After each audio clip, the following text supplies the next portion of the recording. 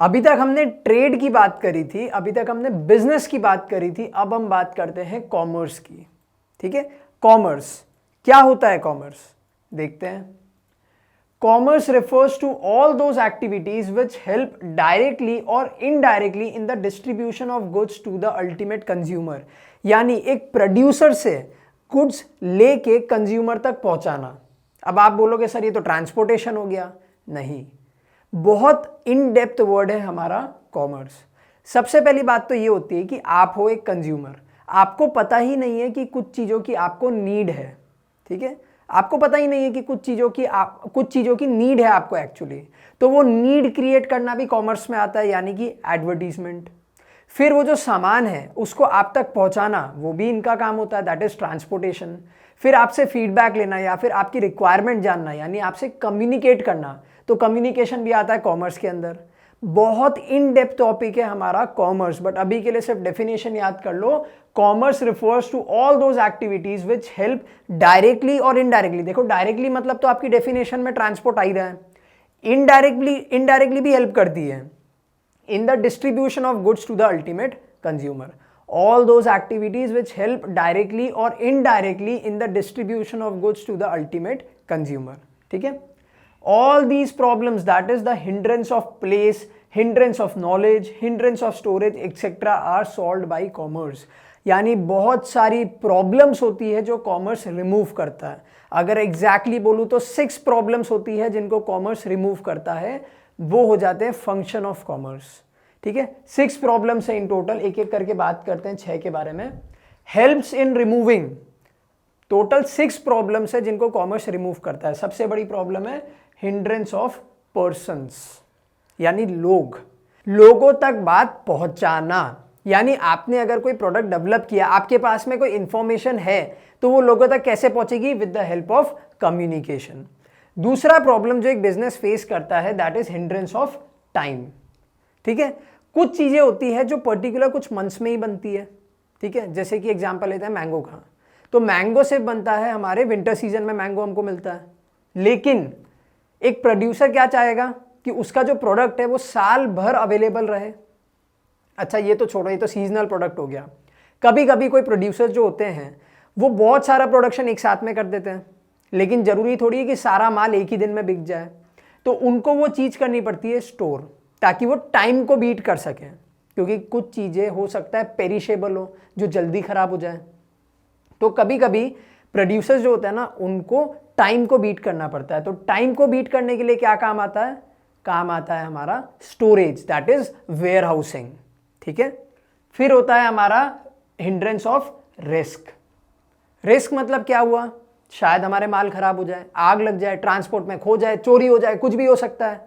Risk मतलब होता है डर। तो रिस्क को कैसे रिमूव करेंगे? With the help of insurance. तो इंश्योरेंस भी पार्ट होता है कॉमर्स का। ठीक है, नेक्स्ट प्रॉब्लम होती है हमारी प्लेस। हर जगह पे तो सामान उगता नहीं है। जैसे कि बात करते हैं एप्पल्स, सबसे अच्छे एप्पल्स कहाँ पे उगते हैं? कश्मीर में। सबसे अच्छे ऑरेंजेस कहाँ पे उगते हैं? नागपुर में। हमारा जो सूरत है वो टेक्सटाइल के लिए फेमस है, डाइंग के लिए फेमस है। ठीक है, तो ये सारी चीजें ऑल ओवर द इंडिया कैसे चलेगी, कैसे पहुंचेगी? With the help of transport. तो ट्रांसपोर्ट भी होता है कॉमर्स का एक पार्ट। नेक्स्ट होता है हमारा प्रॉब्लम ऑफ एक्सचेंज। एक्सचेंज का मतलब क्या हुआ? बेसिकली माल बनाना, ठीक है, और माल खरीद पाना। यानी इसको हम लोग बोलते हैं हिंड्रेंस ऑफ फाइनेंस भी बोलते हैं इसको हम लोग। तो हिंड्रेंस ऑफ फाइनेंस ये कौन सॉल्व करता है? बैंकिंग। और लास्ट होता है प्रॉब्लम ऑफ नॉलेज। नॉलेज का मतलब जानकारी। ठीक है, हर इंसान को नहीं पता है ना कि आपका प्रोडक्ट क्यों काम का है या फिर क्या काम करने वाला है। तो ये जो नॉलेज होता है ये कंज्यूमर्स तक कैसे पहुंचता है? With the help of advertisement. समझ में आया? तो कॉमर्स के टोटल 6 पार्ट्स होते हैं। सबसे पहला हो गया हमारा पर्सन्स वाला, कौन सा रिमूव करता है? कौन रिमूव करता है? कम्युनिकेशन।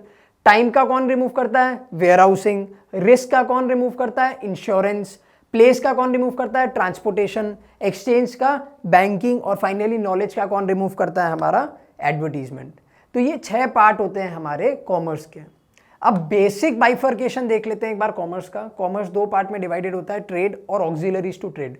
ट्रेड का मतलब buying and selling of goods and services. Auxiliaries का मतलब क्या होता है? हेल्प। ऐसी एक्टिविटी जो हमारी ट्रेड को हेल्प करती है, जो अभी अभी हमने डिस्कस करी। ठीक है, फिर भी देख लेते हैं। ट्रेड भी दो तरीके की होती है, इंटरनल, एक्सटर्नल। इंटरनल मतलब जो विद इन इंडिया हो रही है, विद इन ज्योग्राफिकल बाउंड्रीज हो रही है, तो दो तरीके की हो सकती है, wholesale trade, retail trade. Wholesale trade मतलब डायरेक्ट मैन्युफैक्चर से खरीदना, बल्क में खरीदना और रिटेलर्स को बेच देना। रिटेलर्स क्या होते हैं, होलसेलर से खरीदते हैं और डायरेक्ट कंज्यूमर को बेचते हैं। ठीक है, ये चेन याद रखना हमेशा। सबसे पहले होता है मैन्युफैक्चरर, ये देता है होलसेलर को, होलसेलर देता है रिटेलर को और रिटेलर देता है फिर फाइनली कंज्यूमर को। ये चेन याद रखना। एक्सटर्नल ट्रेड का मतलब आउटसाइड द कंट्री, ठीक है, जो इंडिया के बाहर हो रहा हो। तो तीन तरीके हो सकते हैं, एक्सपोर्ट, इंपोर्ट एंड एंट्रीपोर्ट। ठीक है, एक्सपोर्ट का मतलब इंडिया से बाहर भेजना, ई से एक्सपोर्ट, ई से एग्जिट, मतलब इंडिया से बाहर जा रही है। आई मतलब आई से इंपोर्ट, आई से इन, तो मतलब इंडिया के अंदर आ रही है। तो जो चीज़ हम बाहर भेजते हैं वो हमारी एक्सपोर्ट, जो चीज़ हम मंगाते हैं वो हमारी इंपोर्ट। अच्छा, अब एंट्रीपोर्ट क्या होता है? एंट्रीपोर्ट का मतलब होता है जब हम कोई गुड्स को इंपोर्ट करते हैं for the purpose of exporting. नहीं समझ में आया? कुछ गुड्स ऐसे होते हैं जो हम इंपोर्ट करते हैं for the purpose of exporting. जैसे मैं एग्जांपल देता हूं, इंडिया है और पाकिस्तान है। ठीक है, पाकिस्तान को इंडिया से कुछ गुड्स मंगाने थे, लेकिन इन दोनों के बीच में वॉर चल रहा है। ठीक है, वी होप ऐसा कभी नहीं हो, बट हो शायद। अपन एक बार को अज्यूम करते हैं, एक हाइपोथेटिकल सिचुएशन लेते हैं कि इंडिया और पाकिस्तान में वॉर चल रहा है। तो जब कोई दो कंट्रीज के बीच में वॉर चल रहा होता है ना, तो उनके बीच में ट्रेड जो होती है ना वो बैन हो जाती है, यानी आप दोनों एक दूसरे के हाथ में ट्रेड नहीं कर सकते हैं। तो इंडिया क्या करेगी, लेट्स से कि इंडिया भेजेगी चाइना को कुछ गुड्स या फिर बांग्लादेश को भेज देगी, बांग्लादेश को कुछ गुड्स भेजेगी। अब बांग्लादेश ने क्या किया, इंपोर्ट किया है। देखो, उसने इंडिया से मंगाया है तो ये क्या हो गया, इंपोर्ट हो गया। क्यों इंपोर्ट किया है? ताकि वो पाकिस्तान को भेज सके, यानी एक्सपोर्ट करने के लिए। ठीक है, तो क्या हुआ, import for the purpose of exporting, इसको बोलते हैं एंट्रीपोर्ट। जब एक कंट्री इंपोर्ट करती है खुद के कंजम्पशन के लिए नहीं, एक्सपोर्ट करने के लिए, तो उसको बोलते हैं एंट्रीपोर्ट। समझ में आया? ट्रेड दो तरीके के होते हैं, इंटरनल एंड एक्सटर्नल। इंटरनल मतलब with in the country, wholesale, retail. External मतलब आउटसाइड द कंट्री। तीन होते हैं, इंपोर्ट, एक्सपोर्ट एंड एंट्रीपोर्ट। अब ऑक्सिलरीज टू ट्रेड मैंने बता दिए, ये 6 के 6। ट्रांसपोर्ट, ठीक है, यानी प्लेस का प्रॉब्लम सॉल्व करेगा। कम्युनिकेशन मतलब पीपल का प्रॉब्लम सॉल्व करेगा। बैंकिंग एंड फाइनेंस यानी फाइनेंस का प्रॉब्लम सॉल्व करेगा या फिर एक्सचेंज का प्रॉब्लम सॉल्व करेगा। एडवर्टीजमेंट मतलब इंफॉर्मेशन का प्रॉब्लम सॉल्व करेगा। इंश्योरेंस मतलब रिस्क का प्रॉब्लम एंड वेयर हाउसिंग मतलब टाइम का प्रॉब्लम। समझ में आया? एक बार वापस बताता हूँ। ट्रांसपोर्ट का काम क्या होता है, एक जगह से दूसरी जगह पे गुड्स को ट्रांसफर करना। कम्युनिकेशन लोगों तक पहुंचना, उनसे बातें करना, जानना कि उनको क्या चाहिए।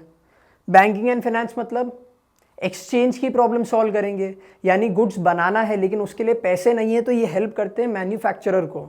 ठीक है, इनको लोन देते हैं, पैसा देते हैं ताकि इनका प्रोडक्शन टाइम टू टाइम होता रहे। वेयर हाउसिंग का काम क्या होता है, गुड्स को स्टोर करना। अब इसमें भी अलग अलग होता है, एक तो नॉर्मल स्टोरेज होता है और एक होता है क्लाइमेटिक स्टोरेज, यानी जिसमें ठंडी गर्मी टेम्परेचर आप अपने हिसाब से एडजस्ट कर सकते हो, तो आप गुड्स को लॉन्ग टर्म के लिए प्रिजर्व कर सकते हो। ठीक है, इंश्योरेंस का काम क्या होता है, रिस्क को कवर करना, कि लेट से आपने अपने गुड्स के लिए इंश्योरेंस ले रखा था और वो गुड्स आग में जल जाते हैं, चोरी हो जाते हैं, तो इंश्योरेंस कंपनी आपका रिस्क कवर करेगी, आपको अपना पैसा मिल जाएगा। और लास्ट होता है एडवर्टीजमेंट। एडवर्टीजमेंट का काम क्या होता है, आपके गुड्स को फेमस करना, लोगों को बताना कि मार्केट में एक ऐसी चीज भी आई है। समझ में आया? ये होते हैं ऑक्सिलरीज टू ट्रेड। अब चलते हैं नेक्स्ट वीडियो पे।